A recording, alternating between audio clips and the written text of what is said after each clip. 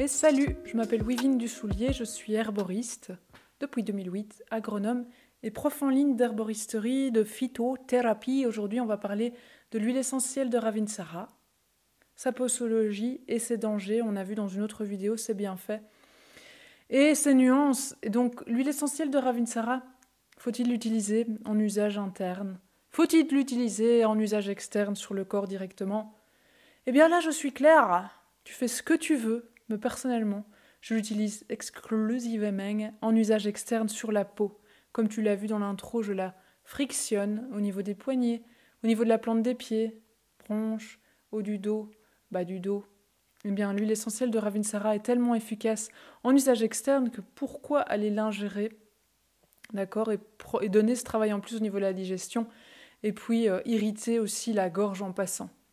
Donc, tu peux même la mettre d'ailleurs au niveau de la gorge. On va la diluer dans une huile végétale, parce qu'en fait, en friction, c'est bien, mais dans une huile végétale, c'est mieux. Déjà, tu vas en utiliser moins. Comme il y a une pression sur la Ravinsara, on va respecter les mandes, mais aussi ton portefeuille. Et puis, en plus, ce sera plus efficace. Tu vois, elle va rester sur ta peau. Grâce à l'huile végétale, elle va rester localement beaucoup plus longtemps. Dilution à 30% chez un adulte. Si tu veux utiliser le Ravinsara chez les enfants, demande conseil au pédiatre. Certains pédiatres la recommandent à partir de 3 mois, d'autres à partir de 3 ans, mais en tout cas la dilution ne dépassera pas 10 à 15% d'huile essentielle dans le flacon. Donc l'huile essentielle de Ravinsara peut aussi être utilisée en diffusion, mais ça de nouveau c'est théoriquement, c'est dans les livres. Pourquoi aller mettre cette huile essentielle dans un diffuseur atmosphérique alors que son odeur ressemble fortement à celle de l'eucalyptus et que celle d'eucalyptus est moins chère? Maintenant il y a une nuance entre l'eucalyptus radié et l'eucalyptus globulus qu'on pourra voir si tu le souhaites dans une autre vidéo. Dans le bain, tu mettras pour un adulte jusqu'à 20 gouttes si c'est nécessaire, 10 gouttes suffiront souvent. L'huile essentielle sera diluée dans une base pour bain, mais tu n'as pas besoin d'aller en magasin pour ça. Tu prends un savon liquide de qualité, tu mélanges tes 10 gouttes dans le creux de ta main avec un savon liquide et tu les places ta main en dessous du jet de ta baignoire, tout simplement. L'huile essentielle de Ravinsara, oui, elle est géniale, elle est très bien tolérée au niveau de la peau, elle est non toxique. Mais quand même, au niveau de la femme enceinte et allaitante, on restera vers d'autres potions, type tisane, si c'est suffisant. De toute façon, l'huile essentielle de Ravinsara est contre-indiquée jusqu'à 3 mois, les 3 premiers mois de grossesse, surtout en usage interne.